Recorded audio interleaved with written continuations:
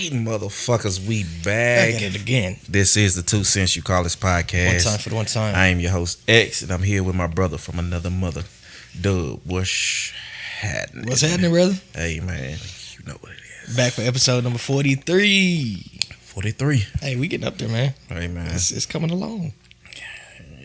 How you feeling? What's wrong with you? What's wrong? I don't know, man. My energy is just off today. I need you to get it together. We got a show to do. Man, I said, Are you not entertained? We I feel got like people to entertain. I got one show in me per week. We did another podcast yesterday, so maybe that's why my energy is off and stuff. Well, as we go along, I need you to get together. Y'all know what it Slowly is. but surely. Listening to us, we are the 2 Cent You Call It podcast. Mm-hmm. You want to catch us on YouTube, you can catch us at 2 Cent You Call It podcast. Please like, share, comment, subscribe. Hit that notification bell in the top right hand corner so you can see every time we post. Mm-hmm. You know how we do it. We busting out your eardrums on Spotify, Apple Podcasts, and Google Podcasts for your listening pleasure. Yep. Brother, let's do it. What's up, man? What's in your glass? Today I'll be having a cup. I went to an establishment and got a You hit happy hour? Yeah, an iced drink, and I'm just gonna throw some rum in there. Okay. And pray for the best, man. Hey, let's do it. What you drinking over there, my brother? Old Faithful, man. Got me some vanilla whiskey. We took a couple of shots of peach. Oh no, what was that? Orange whiskey. This shit was real orangey. Felt like I could put it on the towel and scrub a counter with it. Yeah, man. But how was your week? Brother, you know me, my week about as eventful as a wall with paint drying and shit. Well, you mentioned it earlier. We did do a podcast yesterday. We were guests on the Music Impulse podcast. How you feeling? How was it, man? I got a brain freeze. God damn. Oh shit. Yeah, man. Podcast. I mean, it's kind of weird sitting on the other side. Yeah. Of things. You don't necessarily know the flow that the show is going to go. And then you got to kind of step back a little bit. You know, you never want to step on toes and stuff like that. So for those that came on our podcast, I want to apologize to y'all because I told them as soon as I got that bitch, we hit record, and for some reason I was just having an anxiety attack or something. It's like, what the fuck is going on? Yeah, man, it was good though. I think it was a good show. It's an hour-long podcast, just like ours is. The only difference is, like you said, you know, when you're on this side of the podcast and it's your show, you're kind of used to knowing exactly what's going into the show. Mm-hmm. You know what I'm saying? Knowing the whole setup, knowing, time constraints and everything. And so when you are on a different show, it definitely gets to the point to where, you kind of got to measure the flow, check the temperature in the room and see, what's going on. But I feel like we had a good show. Yeah, it was. Yeah, I guess we could say that. I'll see when it come out. I'm like, oh shit, I was trash on that bitch. It's trash there. Yeah, man, it's definitely different when it's not, your show. Like, but Smiles, man, he was a great host. Definitely was, man. Yeah, I feel like, I definitely support the show. He's got a good flow going over there. He's on his grind. He does four podcasts, bruh. So I'm like, yeah. I know he was talking about it, and I was like, bruh. I did too this week. You see where my energy at. It's hard for us to keep up with this podcast. Yeah, man.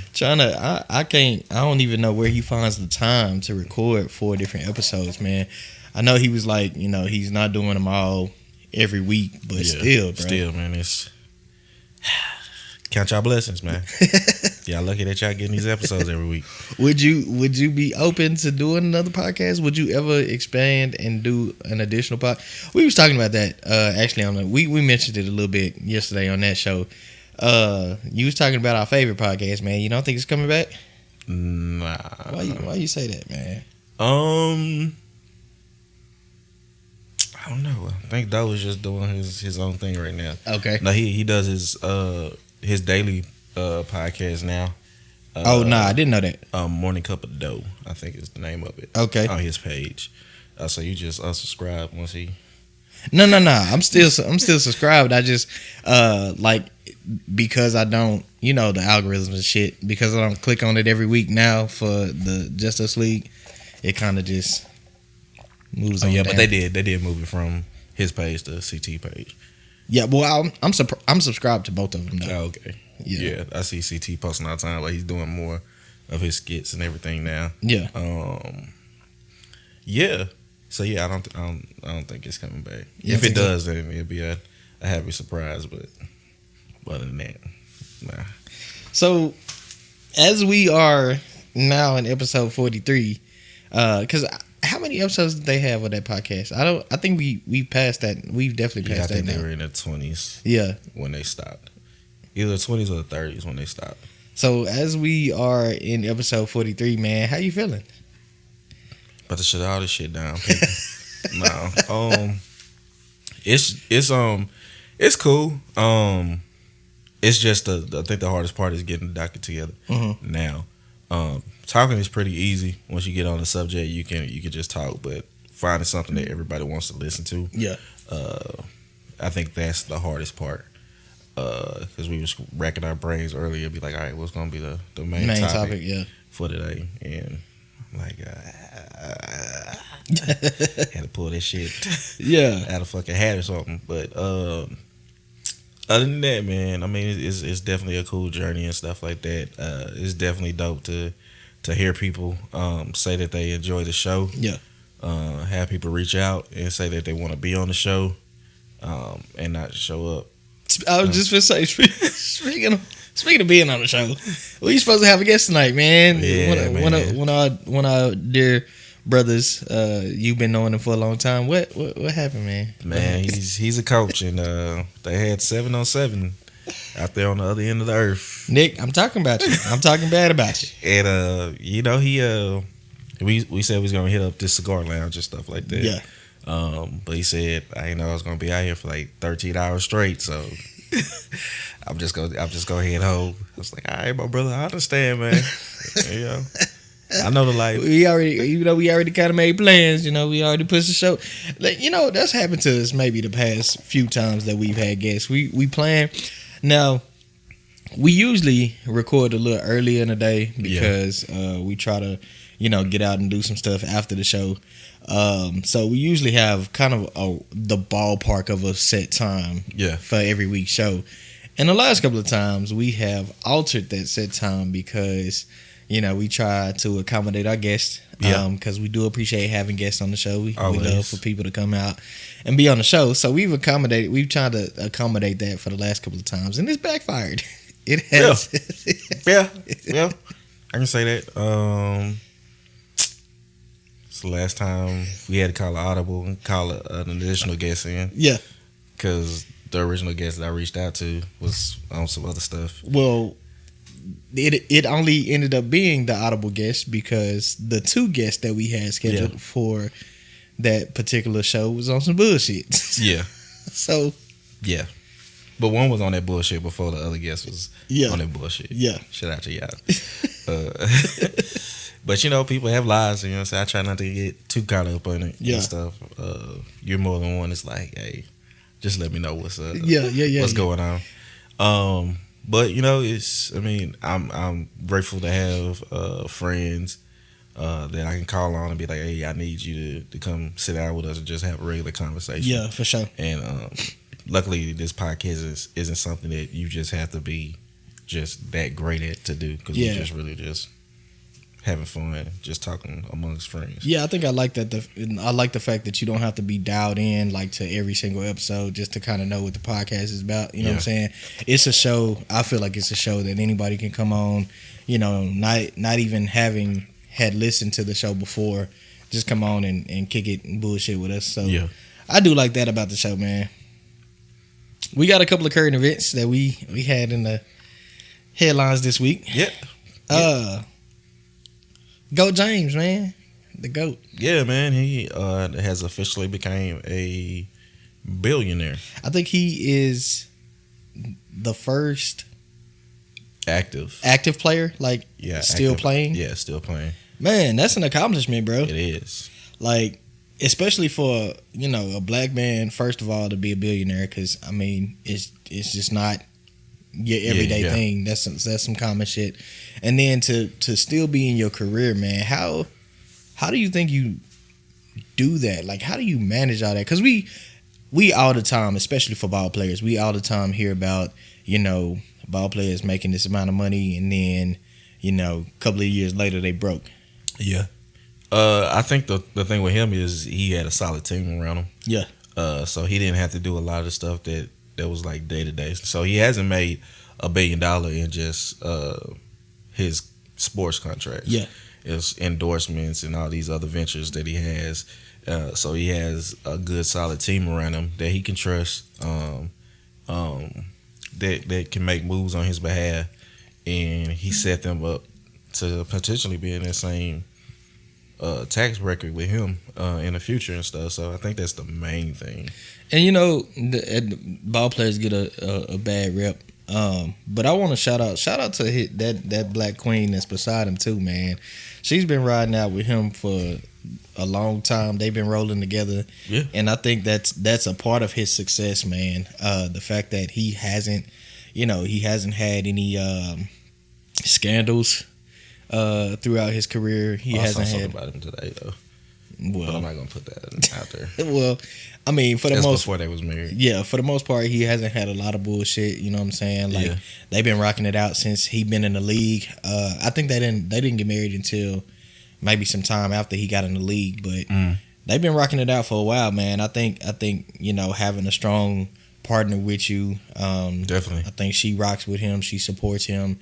I'm pretty sure she's handling a lot of the groundwork on the back end, while season is going. So shout out to her, man. Yeah, I think Tiger just got on that list too. I think he hit $1 billion. Oh yeah, yeah, that's what's up. Yeah, so I mean, hey, shout out to y'all. I mean, I think he just joined like not a few. It's only a few.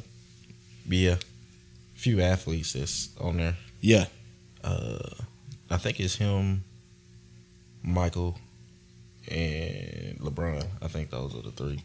Hey, that's on there. Man, that is a major accomplishment. Speaking of accomplishments, man, and black excellence. One of the we have a new owners group, right? Yep. So break it down for me. Investment group. So yes, an investment group. The majority owner of that investment group is one of the Waltons. Okay. Of the great Walmart dynasty. And then it is made of other minority owners as well. Okay, so first black female, part NFL owner, right? Yeah. Shout out to her. I don't even. And we should have researched this before we got on the show. Do you know her name by any chance? Melody.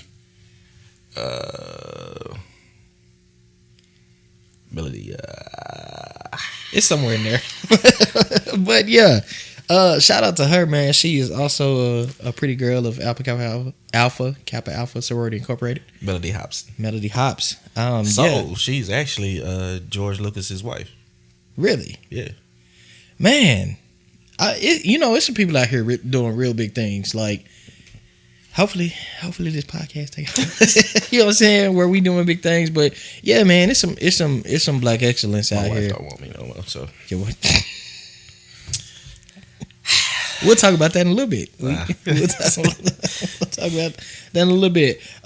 In other news, man, Shein clothing company is getting some backlash right now. Are they? What's going on over there, brother? So apparently they're running a sweatshop, and hey, I mean, the crazy part about it is, man, is supposedly like it's coming out like the workers are leaving hidden notes in the clothing. Yes. Oh wow. like help me, notes and stuff on the tags, or like. Just kind of like bought up in a tag or like somewhere on the clothing. Like supposedly they're actually leaving notes that's like crying out for help, man. Oh wow. Yeah. So Wow. I don't know what's going on with that, man. I hope I get my shipment on Friday. No, I'm just playing. No, that's not. That shit's not funny. Not. But, I guess if you think about it logically, the prices that they have, Yeah. You would think that you getting some kind of discount on that stuff. But this is a capitalistic world, really. So I mean, it sucks. I really wish it didn't have to be that way. But here's the thing I don't get, and I was kind of thinking about this earlier with like inflation and everything right now, gas prices being high as eagle nuts, and so I just spent $65 to build my bro, I spent car. $71 in the coupe. I'm not understanding. But what I can't understand is how that kind of stuff happens, because from a production standpoint, it doesn't take that much to produce. Like, is the cost as far as production on a lot of things is not that expensive, right? Yeah. So how does a company take that and throw their own price on it to where us as the consumer, just have to pay for it?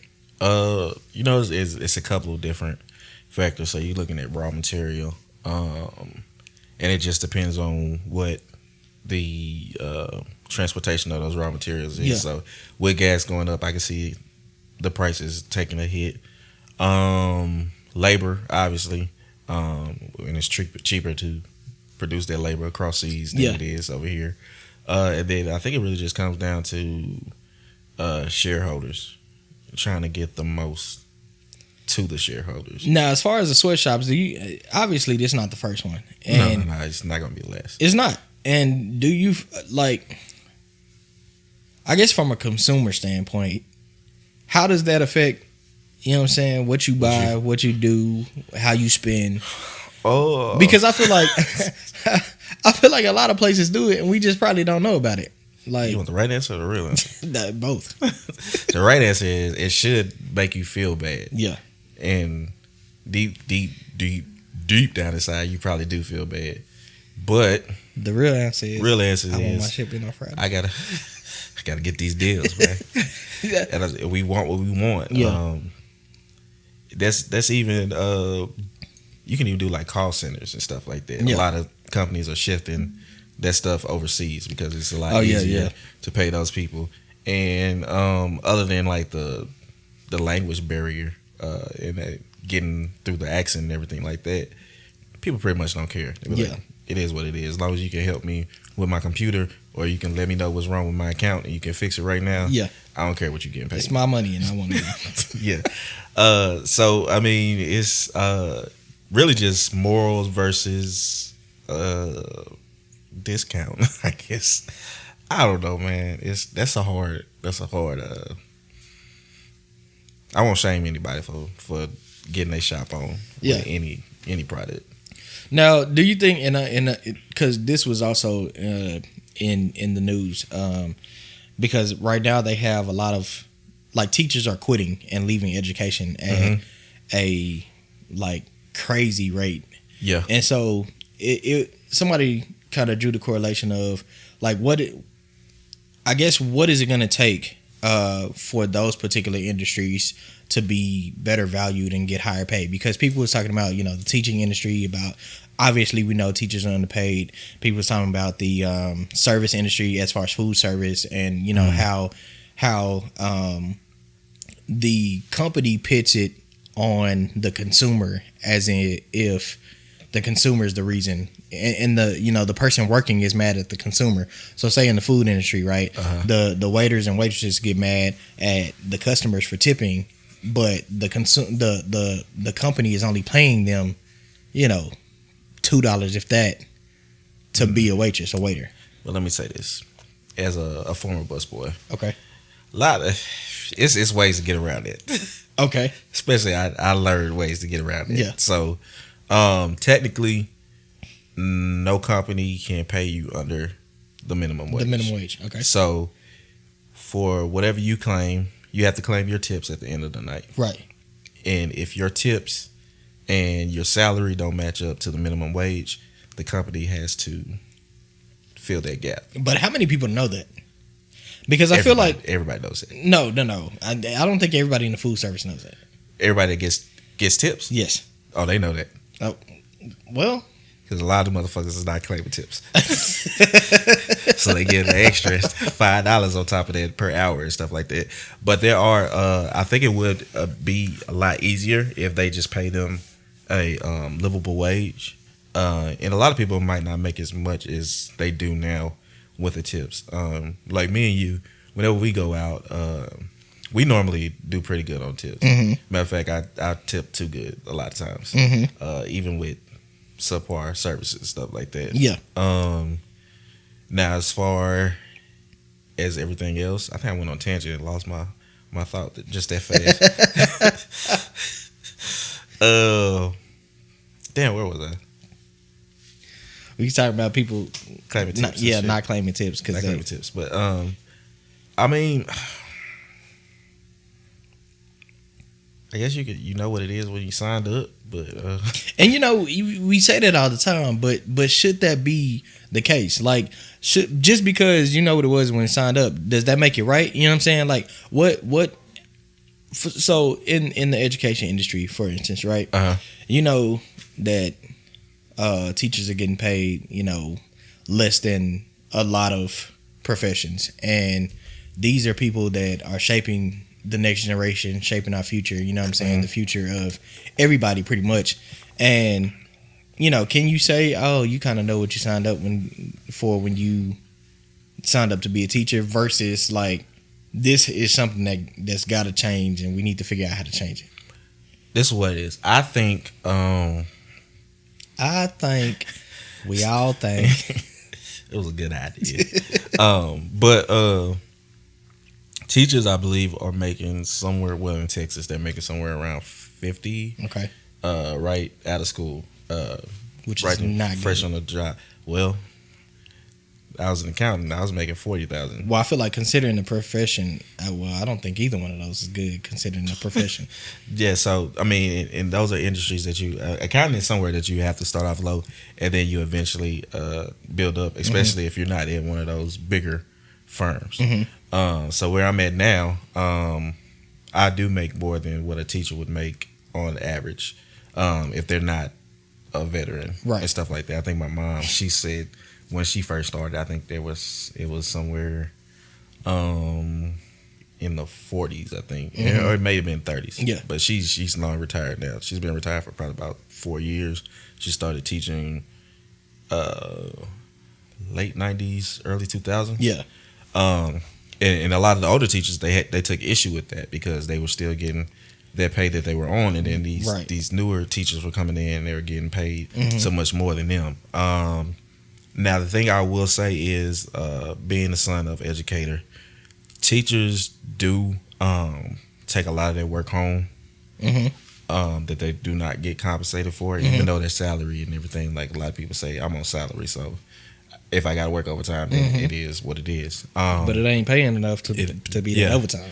And a lot of parents in different school systems, they cannot afford to give their children all the supplies they need. Right. So a lot of those teachers take it upon themselves to buy those supplies they ask for, PTA that put in stuff like that. But a lot of parents aren't invested in their children's education like that. It's kind of just a drop off. You take care of my kid for how long they go to school now? 7, 8 hours and stuff like that. So I think if it can be compensated more on that end, it'll make it a little bit easier. Yeah. But overall, I do feel like they feel undervalued, just from a thank you standpoint, anyway, or just an appreciation standpoint. Yeah, I agree with you there. I just don't like, especially in the public industry. I just feel like that all comes from tax money, right? So if you at a public school, that comes from taxes. I feel like at this point, especially as high as taxes are right now in Texas, you know what I'm saying, what are we spending the money on? Because the roads ain't shit, the education ain't shit, you ain't paying teachers shit. Where's the money going? They got some people up top. That's taking. We done seen plenty of allegations and people resigning from their jobs because they done took some money and went over somewhere else and stuff like that. And then there are some cheaters that are still in the paycheck. Yeah, because they just don't care. About kids. But those teachers that truly invest into their students, I believe they deserve the world and more. Definitely. Yeah, and if you're just in it for a paycheck, then you get what you get. Shout out to teachers, man. I commend y'all because I don't have the patience to deal with them little crumb snatchers. Fuck them kids. Oh, shit. Nah, man, I don't have the patience. Like, I don't see how they do it. And you talking about they having classes of fucking 30 plus. Like, yeah. How do you deal with that many kids? I can't deal with 30 adults. Yeah, I mean, I think the younger they are, maybe the easier they are to. I don't think so. Maintain the younger the kid or the younger the younger the kid. No, because we don't have to bring in the fact of like, okay, now they think that they can beat my ass type shit. Well, I guess that's true, but at the same time, you know what I'm saying. The younger you are, you try it more because kids learning are gonna get away with. I mean, well, a kid of any age is gonna get away with whatever you let them get away with. But I remember not in my mama's classroom. but the younger you are, man, it's like I was terrified of my teachers. Yeah, but a lot of those younger kids don't know the difference between right and wrong. Like they don't necessarily know, especially if they ain't learning that at the house. They don't necessarily know. Oh, I'm not supposed to stick this crayon in this pencil sharpener. Like, well, yeah, you know what I'm saying? Shit like that. Yeah. So I don't know. I think it might be a little different. But in other news, man, something I don't give a fuck about, but everybody keeps talking about it on social media. Michael B. Jordan and Lori Harvey, man. Yeah, man. What's your take on it? Because I don't give a fuck. It's hard out here for a good black man, man. Oh yeah, that's the route you going with it. It's hard for us. What happened with it? What happened with it? I think you brought this to my attention. I mean, I've seen it obviously, but I don't know. I didn't even really know that they was just dating like that. So, what happened in the situation? So apparently, I believe that Michael B. Jordan did propose, and he was turned down, because she wasn't ready. Okay. And they decided to break up. So now it's been going around, and everybody's been taking their sides. So he proposed, she wasn't ready. They broke up. Yeah. Let's talk about it. I turned it down proposal. Is that all right? So let's address them first, and then we'll talk about the topic. Okay. I don't blame him. Okay, so I guess we jumping into the topic. Turning down a proposal. Is the relationship automatically over if your lady turns down your proposal? I think it depends on. I would have to really have a conversation about where this is going. If you've been doing everything that a husband should do, and you want to make it official, then I think you kind of have to say, all right, this isn't going anywhere, or at least give it a timeline of when exactly this is going to happen. Okay. Obviously, I haven't got to that stage yet. I never get past the point of shopping for rings, so I don't have a personal story about it. But if it's been a shorter time, I think you can afford to wait. But the thing is, the older you get, the less you want to wait, the less time you have. You got plans that you want to do. Yeah. And it kind of all factors into just calling it quits and cutting your losses versus, okay, I still have a little bit more time to invest in this person. Yeah. I don't know. If you get to that, I want to say I feel like the relationship got to be over after that. Because, so think about this. It would have been dope to have somebody that was married on the show today. Yeah, we definitely going to have to bring back. Well, somebody was supposed to, but yeah. But we'll definitely have to bring back this topic. But think about think about everything that goes into it, just from a male perspective, right? Mm. You with your lady, y'all been together for some time. You feel like you're at the point to where, I want to go ahead and take her off the market. I want to get off the market. I want to go ahead and make this thing forever. You know what I'm saying? I feel like we've been together this amount of time. I feel like we, made it through this, and I feel like we ready to take it to the next level. Yeah. As a man, I feel like that's already hard enough, right? Yes. Then you turn around and propose, and she says no. How do you move on? Because especially, and let's go to Michael B. Jordan, right? Uh-huh. I'm sure with him being of the magnitude that he is, making a little bit of money, you know what I'm saying? Pretty prominent, pretty famous, popular, pretty sure got a bag. Mm-hmm. I'm pretty sure he didn't half-ass the proposal. Yeah. So now, on top of the embarrassment, you know what I'm saying, of her saying no, you are Michael B. Jordan.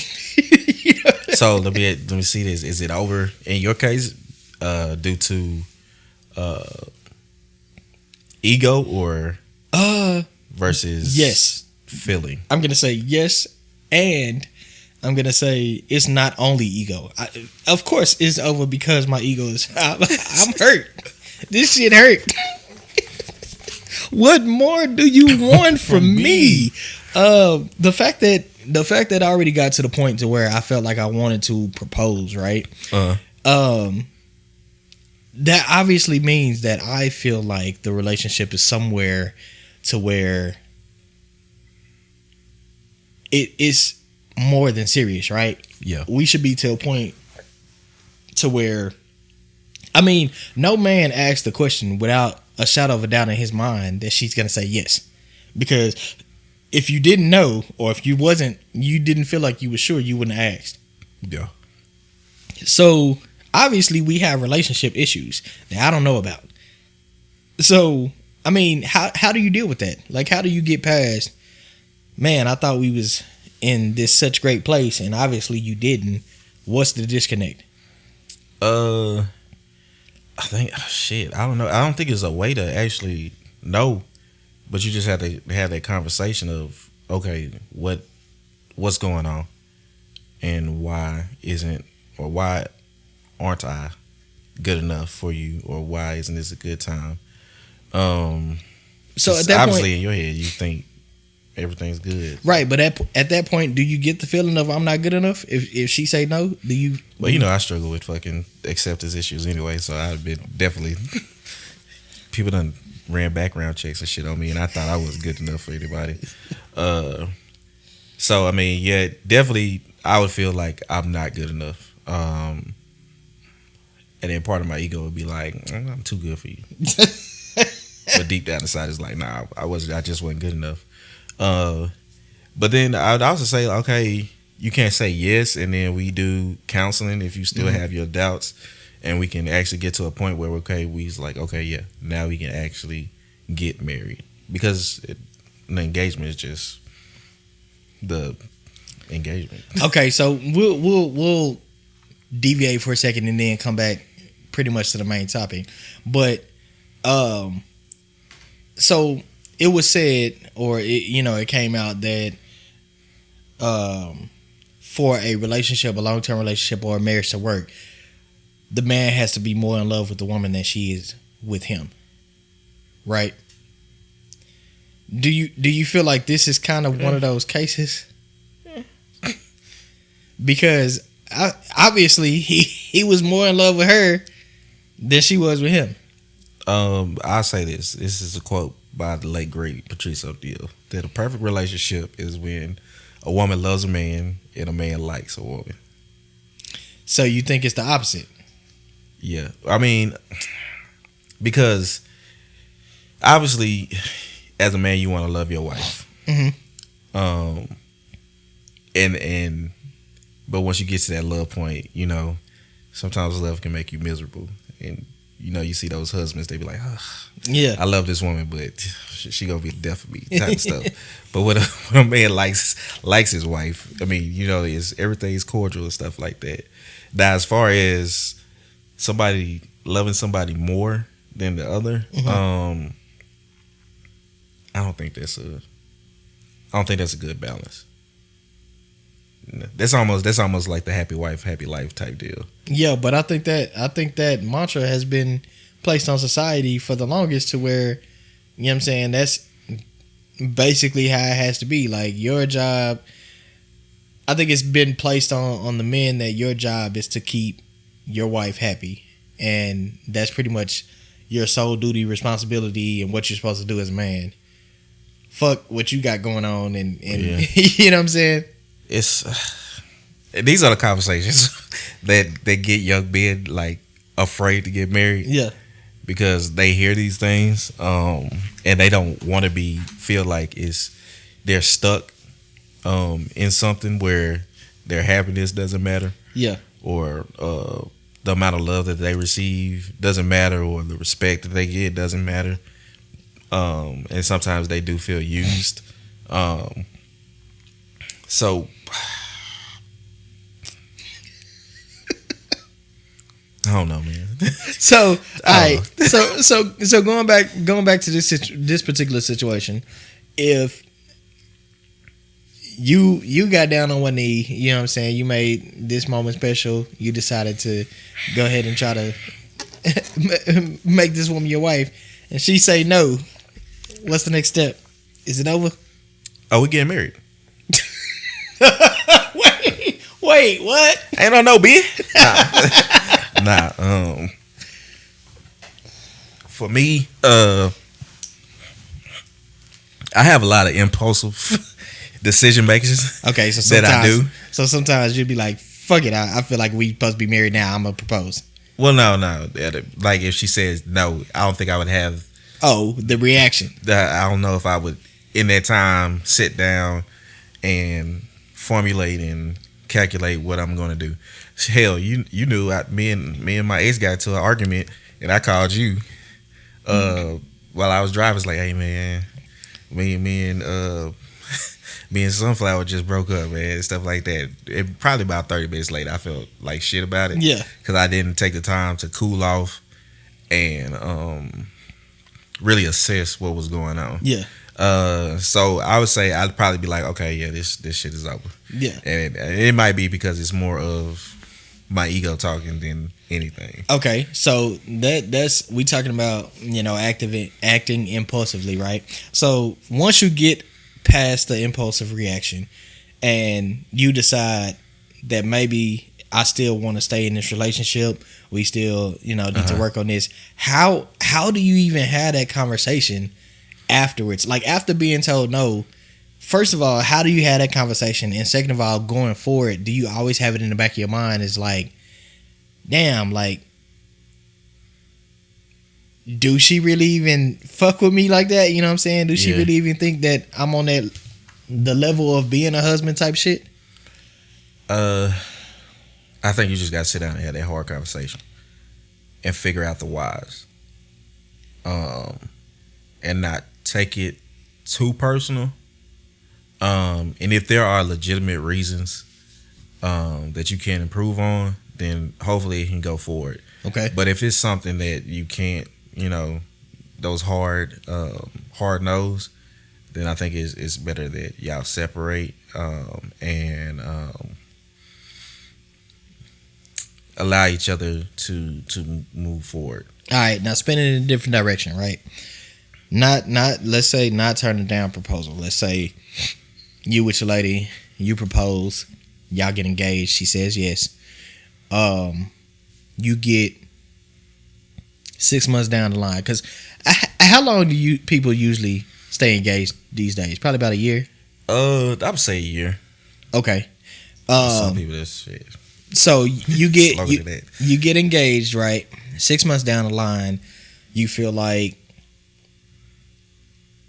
the relationship is not going in the direction that you feel it should go. You feel like it's not going towards marriage, or something changed as far as, after the engagement, do you feel like it's ever a possibility where two people can get engaged, and then call off the engagement, but still stay in a relationship? Or I guess not particularly call off the engagement, but say, you get engaged, you set a wedding date for a year from that day, and y'all get 6 to 9 months down the line, and you feel like that wasn't realistic, or that's not enough time, or we still need more time. Mm-hmm. Just saying, no, we're not gonna do that date. We just gonna push it back until we figure this thing out. Pushing that date back, I could definitely see. Okay.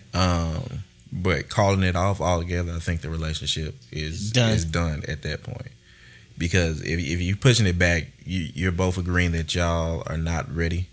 And hopefully during that time, you are taking the steps to become ready. Yeah. Whether it be through counseling or getting the finances right, or whatever it is that's stopping you from being married.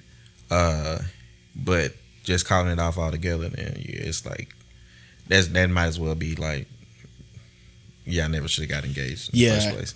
Yeah, I agree with you. I think as far as the counseling for any serious relationship, especially if you are if you decided to get engaged, I feel like counseling is already a given. Yeah. You know what I'm saying? I feel like it's a must. I feel like anytime two people get engaged, you should immediately start looking at going to couples counseling, and then that's if nothing's wrong. Like, even if nothing's wrong, you know what I'm saying? Because you definitely can find some stuff out that you didn't know about each other, and you'd be like, oh, yeah. You want to work that out before you get into a hard commitment with somebody. Yeah, because it's supposed to be for life. Yeah, for sure. I had another question I was about to ask, and then I think I got lost in it. Lost in the sauce. Yeah, but no, as far as, damn, just keep on talking. It'll come back to you. Yeah, it's gonna come back to me. But yeah, so as far as that's what I was about to ask, because so this has to do with a generational thing. We always talk about the differences between the generation before us and us, right? Mm-hmm. And so everybody in our generation knows what shacking is because we've heard about it. Yeah. Either your grandma or your mama said, "Hey, y'all better not be over there shacking." Yeah. Shacking up. Yeah. But in this day and age, do you feel like two things? And this goes to a sexual relationship, and this goes to living together. Okay. Do you think you got to test drive it before you buy it? I don't think you have to. It's been done. You think it's wise? Do I think it's wise to test drive before you buy it?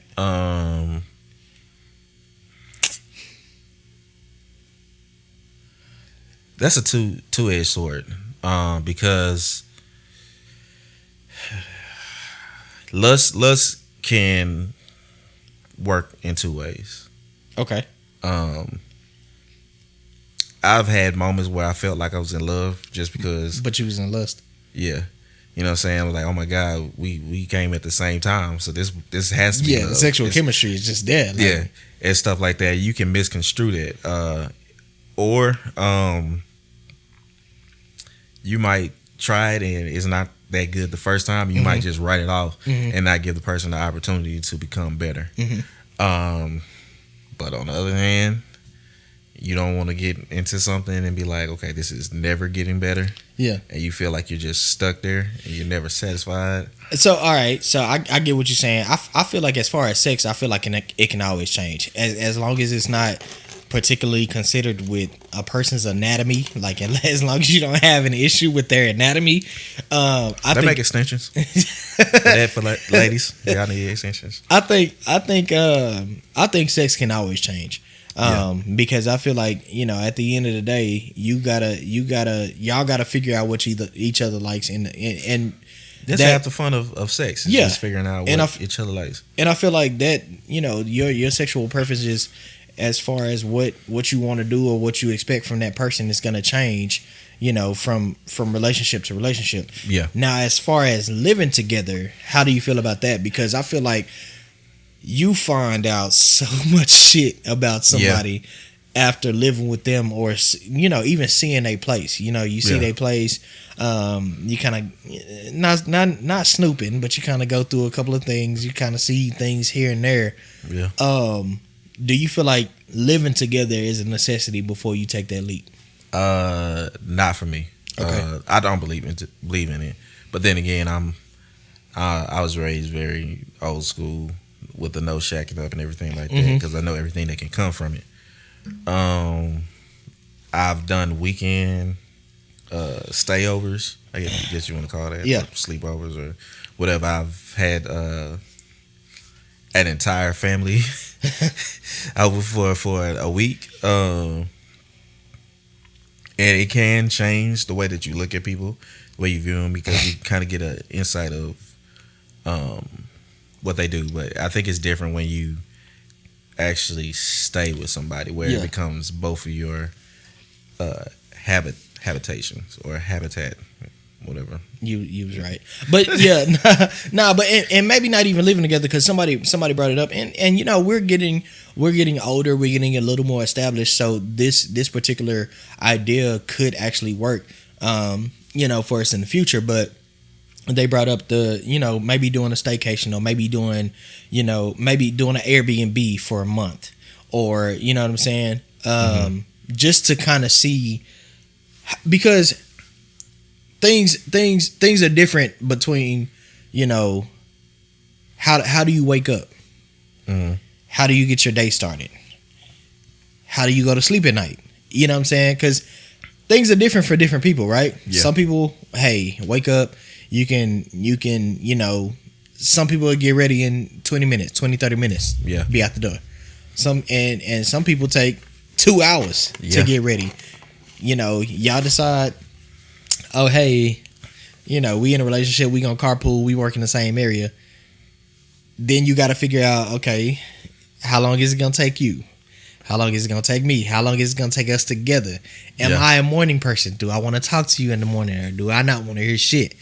How do I go to sleep at night? Do I sleep with the TV on, or do I sleep with the light on, or do I gotta sleep in complete silence? You know what I'm saying? Yeah. Like, all these particular things are things that you have to worry about when you invite somebody else into your space full time, and you got to be around that person 24/7. You know what I'm saying? Yeah. So, do you think that that's a good maybe practice to do before you decide, even not even marriage, but even before you decide on engagement? I don't want to be around anybody 24/7.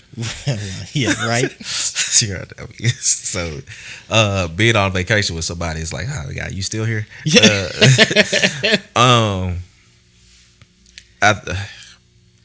I mean, I guess it could work, but for me, I would need time to myself. Okay. That's just my personality. Yeah. Introverted. I don't mind being around people, but I still need my time to recharge, to refocus, to rest. You did not answer my question. What was the question? My question was, do you think that would be a good practice, as far as maybe? Oh, I said not for me. Oh, okay. For somebody else, it could be, but for me, why don't you think so? For me, yeah, those reasons I just listed, because I don't want to be around somebody that much. Right, but what I'm saying is, if you had, because at the point that you get married, you're going to have to be around that person like that all the time. Explain. I go to work. Right, but what I'm saying is, I can go to another room. Right, but what I'm saying is, do you feel like you need to fill out that dynamic before? Nah. Okay. Just I think as long as you're with somebody that you enjoy when you're with them, or you can enjoy for a certain amount of time without needing that recharge, I think you should be okay. Because even my parents are like that. My pops has his man cave and stuff like that. He'll go in there, and he doesn't necessarily have to be up under my mama. My mama doesn't necessarily have to be up under him. They can be doing their own thing, but they can come together whenever they come together, and they're good. Now, before they married, he made his bed a certain way. She made the bed a certain way. They made a compromise of what's going to be. I think it was my mama's way. Obviously. Other than that, he had all the setups, all the electronics and TVs and all that stuff. Yeah. That's more of his lane and stuff like that, and more of like the homemaking and how the furniture should look and the meal schedules and everything like that. More my mom would handle and stuff like that. I think it's fair to have that balance. I don't think it's necessary for them to cohabitate beforehand. Yeah. Especially not for an extended period of time. But then again, that's just me, because I get sick of people pretty quick. Now, go that comment you just made right there. I'm gonna ask this question: how do you deal with long term relationship? Right, we've both been in long term relationships before. Long term relationship. Consider a long term relationship. I would say more than 18 months, more than a year. Well, I haven't been in a long term relationship. Oh well, I guess. Surprise! Yes, you have. No. Who? Sunflower. That was off and on. Regardless, even if it's off and on, It's off right now. It might be bad. alright. So long term. Shout out to my nigga Jeff. He called me because I said something about her last podcast. And he called me. He should have told you to let it go. Let it go. I had that conversation too about. We'll talk about that off air. Yeah, you gonna let me ask my question or no? Nah, but the question is: so long term relationship. How do you deal with you changing as a person in a long term relationship? Because I feel like what happens a lot of times is that people get used to the person that they grew to love at that particular moment, and we're always evolving, we're always growing. How do you deal with the changes that you may go through or she may go through, in a relationship? Like what happens if y'all change and it's not changing together? Like you change and start growing in different directions. See, Nick should have been on this show because this. I think it's important that you have a plan of where you want to be. Okay. Have that plan laid out prior to the marriage, and once we start to deviate, have a conversation about it.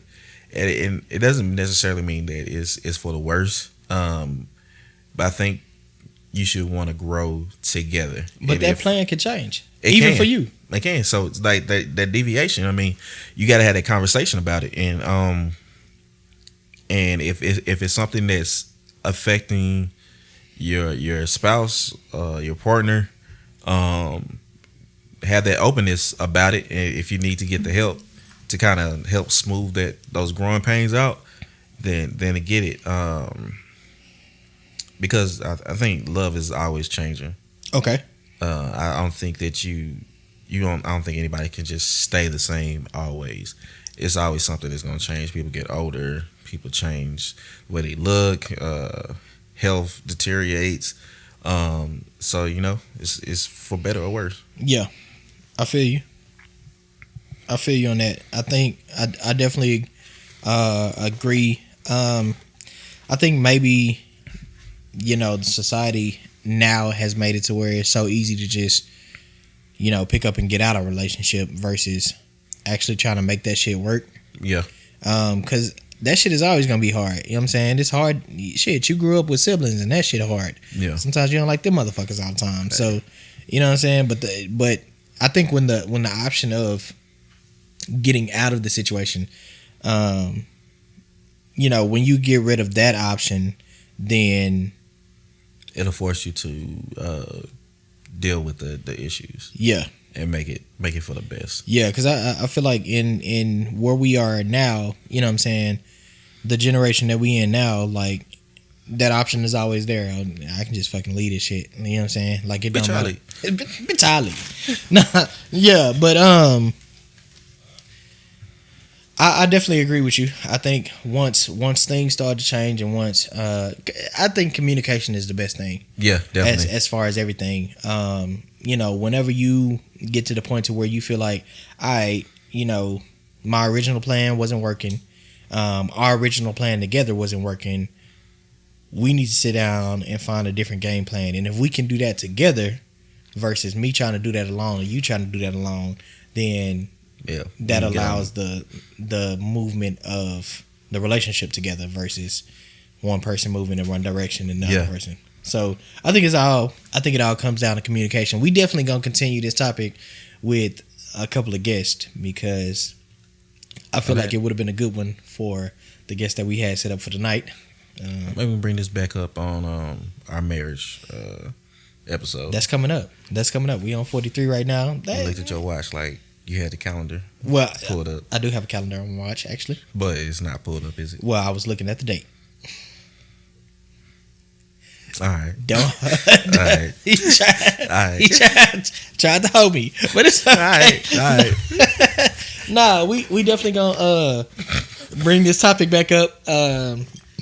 And we talked about it earlier because we talked about trying to get on topics. If y'all want to hear a specific topic, y'all can always hit us up. If you know us personally, you can always shoot us a text, or you can always hit us up on IG at the 2 Cent Podcast. Just pop in the DMs and let us know that you want to hear about a particular topic from us. Or you can always on the comments. Yeah, I was finna say, or you can always hit the comments on YouTube. Just let us know. Hashtag it. Yeah, call it. Let us know. Let us know anything you want to hear. Top 5. We got to do. Top 3. We got to do a top category every episode. This top category, since we're heading into these 7 months and it's hot as fuck in Texas. Top 3 summer activities, bro. Top 1 for 1, or you want to go first? We can go 1 for 1. 1 for 1. What's your top first? Bald headed house shit. I would definitely say the water. What in the water? Pool party, lake. Just being on the water, either in the pool or on a boat or something like that, or just going out to look at it and just being around the water. Okay. I'm gonna go along the same lines, but I'm gonna be specific. Top thing that I like to do in the summer, and I wish I could do it a little more often, is float the river. I like floating the river. We usually go down to either San Antonio or Austin. It's a river close to, right in between. So that's probably my top activity that I like to do in the summer. Okay. Number 2. I'm gonna say family reunions. Okay. Family reunions are definitely majority of the time are in the summer months for us and stuff, and it gives us a chance to kind of come together for something that's not a sad occasion. I was going. We almost in the same boat because I was going along the same lines and say cookouts, man. Family cookouts always happen during the summer. You know how my family is. Between me and my sister, we gonna throw some shit on the grill. Yeah. So we actually probably coming up soon. On one of the show nights, we'll probably have everybody over at the house. Everybody that rock with us heavy and just throw a big little shindig at the house with some grilled food. So yeah, man, summer cookouts are the best. We gonna make some mixed drinks and see how it go. On 3. I'm going to say vacations. Although you don't take them. Well, I'm not vacations as far as like traveling destinations and stuff like that. From some of the organizations, that I'm involved with, it's a break. It's just a break in those days. Yeah, it gives you a little bit more time to yourself. Okay, I like that number 3. My number 3, being that we are in Texas, and I feel like the devil vacations here because it's hot as fuck. I'm gonna say my number 3 is anything indoors for the summer. Let me tell y'all, if you hit July, August, or September in Texas, don't invite me to shit outside unless it involves a pool, because I'm not coming. Let me know. Letting you know now. Unless it involves water guns, water balloons, or a pool, my fat ass is not gonna be gonna be there. So yeah, that's my number 3, man. Y'all let us know what y'all top 3 summer activities there are in the comments. We definitely want to hear from y'all. Like we said earlier, if you want to hear a topic, hey, feel free to drop it in the comments. We'll take it that topic. Otherwise, you can agree with us, you can disagree with us, you can do whatever the fuck you want to do. Father, fuck you. At the end of the day, that's just our 2 cents on it, man. This is episode number 43. We'll see y'all next week. All right.